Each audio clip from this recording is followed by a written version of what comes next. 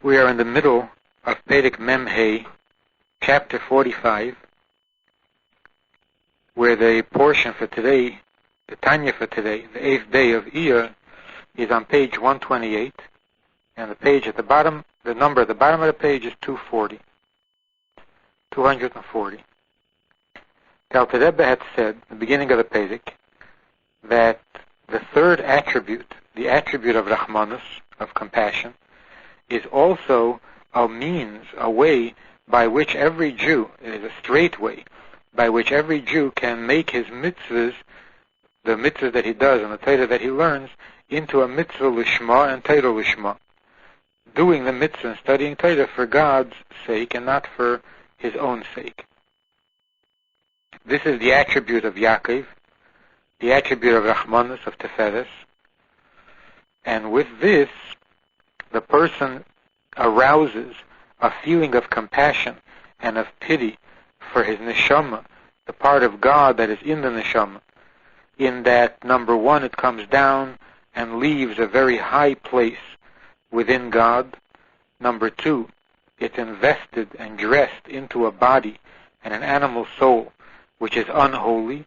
And number three, there are also the corruption that is caused by sins that drags the neshama down even further, and the part of God that animates the neshama gets dragged down with it, as the mashal of a rope where you pull on one end and the vibrations are felt at the top end. Now in the middle of the page, the line begins, Itanu, at the period. And this is the meaning of the verse in the Torah, where it says, Vayishak Yaakov l'Rachel, that Yaakov kissed Rachel, Vayises Kele Vayefk, and he raised his voice and he cried. What is the meaning? We said before that Yaakov is the attribute of Rahmanus, of Rachamim. Ki Rachel he Knesses Yisrael, because Rachel, the woman whose name was Rachel, our matriarch, represented here on earth, was the embodiment of the level called Knesses Yisrael, which is Mokir Kol HaNeshamis. That place in which all Jewish souls are together in one, that is called Knesses Yisrael, the gathering of all Jewish souls, and it is the source of all Jewish souls. And that is known as Rachel. V'Yaakov b'midosei ha'olyeno, and Yaakov, the physical human being, the patriarch, whose name was Yaakov, his attribute above, in other words, the divine attribute that he represented here on earth, shehi midas harachamim Chabad tzilus, which was the attribute of Rachamim, of Teferes in Atzilus, hu ha'me'ere Rachamim rabim aleha. It is Yaakov who arouses compassion for Rachel, which is Knesses Yisrael. In other words, Yaakov was arousing compassion, was bringing mercy to all souls in their source. How does he do this? Vayises kailei l'mayla l'meked harachamim ha'olyenim. Vayises kailei means he raised his voice. What does it mean to raise the voice? To put it on a higher level than it already is. So he raises his voice, l'mayla l'meked harachamim ha'olyenim. He is the attribute of Rachamim. He is the attribute of Rahmanus. And he raises his voice means that he reached up to the level of the source of Rachamim. Hanikra of Harachamim u'Mekedam, which is called of Harachamim. Sometimes it says of Harachamon, and sometimes it says of Harachamim. When it says of Harachamon, it means simply the merciful Father, the compassionate Father. That God is our Father, and a Father has compassion, so He's a compassionate Father. That's of Harachamon. But of Harachamim means the source of Rachamim, the origin of all compassion. So he raises his voice to that level, to the level of Rachamim that is even higher than his own, because he represents Rachamim in Atzilus. and he raised his voice to a level of Rachamim that is higher than Atzilus, and that is the source of Rachamim, the place from which the Rachamim of Atzilus comes from. And that's generally the Yud Gimel Midas Rachamim. Vayevk, and then he cried. What is the idea of crying? L'eideru lahamshich misham, to arouse there, into that level where he had reached, to the higher source of Rachamim, to arouse there, and to bring down from there, Rachamim Rabim, great Rachmanos, al kol haneshames, al mokeh Knesset Yisrael, to all souls, and to the source of Knesset Yisrael, laha'aleisan migalusan, to raise them up from their galus, uli yachadon b'yichud ha'elyon ein seiv baruch. Because he said earlier that the Rachmanos on the Neshama comes from basically two things, which are divided into three. The first thing is that it has to leave a very high place, and even if it didn't go to a bad place, but the fact that it has to leave its original high place, that itself is a Rachmanos. And then there are the circumstances into which it is placed. Number one, it comes into a body which is by its very nature unholy, and then in addition there is further unholiness brought about by the sins that one commits. So these two, the sins and the body, basically belong to the same category. This is what is done to the neshama in the place where it comes to. The third thing, the fact that it leaves its source in heaven, that is a separate category. So you have two categories. And corresponding to these two causes, for Rachmanos, there is also the antidote. That what happens when Yaakov cries and arouses and brings down compassion for the neshama, then laha'aleisan migalusan, it raises the neshama from its galus, and the galus consists of, number one, being in a body, as he said earlier in Tanya, that the very fact that the neshama is stuck in a body, that itself is galus, and also when it's dragged down by sins, that's an even deeper galus.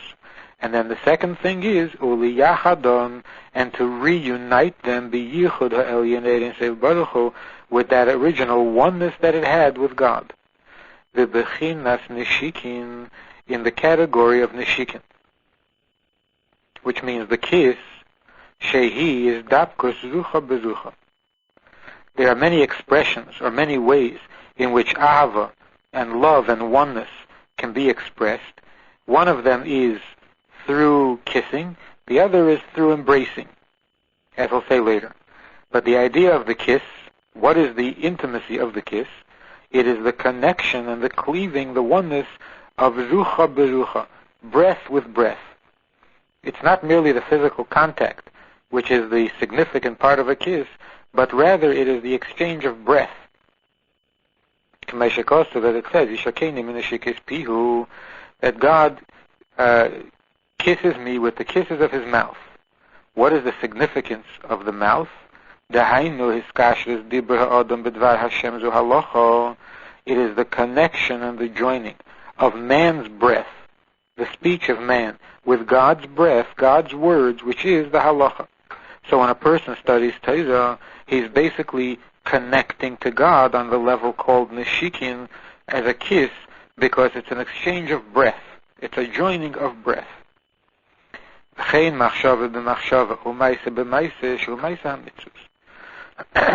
is true also in the connection and the bond between the Jew and God that comes through the connection of thought to thought, when we think God's thoughts, and also action to action when we do God's deeds. And particularly the act of tzedakah, of chesed. Of all the acts, of all mitzvahs, tzedakah particularly creates an intimate bond. Chesed yemino, because kindness is God's right arm. V'hu b'chinas chibuk mamesh, so that when a person is doing chesed, he is connecting his action with God's action, and that is an embrace, a chibuk, as it says, God's right hand embraces me. And here he says that it is chibuk mamish. It's literally an embrace, because the truth is that by studying Torah, in the study of Torah, there's also an embrace. And with other mitzvahs, there's also an embrace. But the literal embrace, the most literal embrace, is through the act of tzedakah. And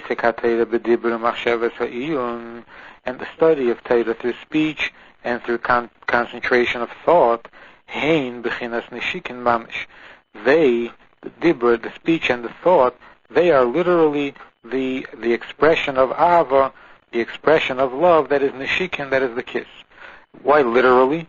Because again, through the act of a mitzvah, there's also an element of nishikin, of a kiss, but the literal kiss is only in the study of Torah.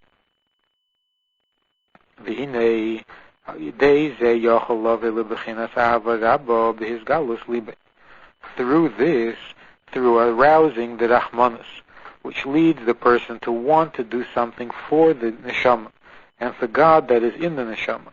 So what he does is that he studies Torah and he does mitzvahs.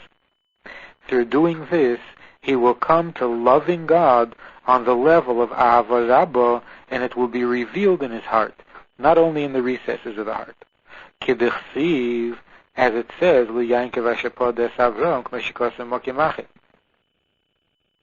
that Yaakov redeems Avraham, as is written elsewhere. Earlier in Tanya, the Rebbe explained that Avraham is Ahava, Chesed, and Yaakov is Rahmanas. Yaakov redeems Avraham, that there are times when Avraham, love, is inaccessible. A person can't arouse within himself the love that he needs to have, the love for God, the love for another Jew, and so on.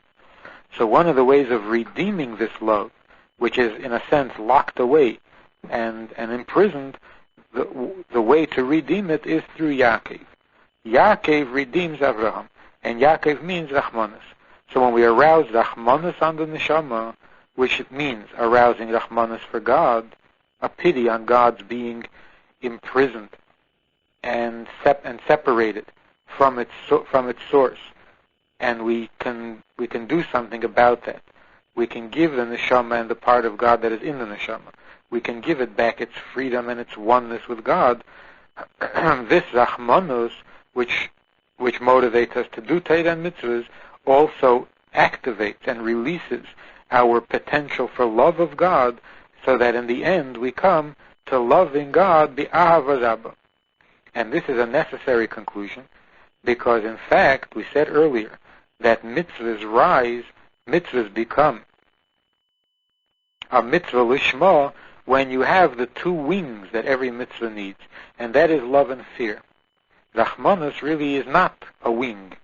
Only through the Rahmanas we activate and we release the love that is locked away and inaccessible, and it is revealed in the revealed part of the heart on the level of Ahava Rabbah. Today's Hayom Yom, for the 8th day of Iyar, which is also the 23rd day of the Eimer, the Rebbe writes that a shliach is the same entity, is one with the sender. A messenger is really the same thing as his sender. That is because of the devotion of the shliach to his sender, the shliach stops existing for himself and being an entity unto himself. He becomes an extension of the sender. As is explained concerning the malach, the angel, where the angel is referred to in Torah in many places as God, is referred to by God's name. So how do we explain that an angel is called by God's name? It's because an angel is a shliach, is a messenger from God, and therefore when he's on a shlichus, when he is in the midst of performing a mission for God, then he can be called God, because at that moment he is one with God. And if that's true with angels, it is even more so with neshamas. As is explained, that with neshamas, this connection, this oneness between the neshama and God is even greater than the oneness between an angel and God. Now Chassidim are all shluchim of the Rebbe, of the Alter Rebbe. So when we do what we are sent to do, what the Rebbe wants of us, then we are bound and tied to the Rebbe. And through this bond, he becomes connected to the Rebbe in everything that he does. He walks as a chassid, he eats as a chassid, and he sleeps as a chassid. In all of them, he is connected to the Rebbe.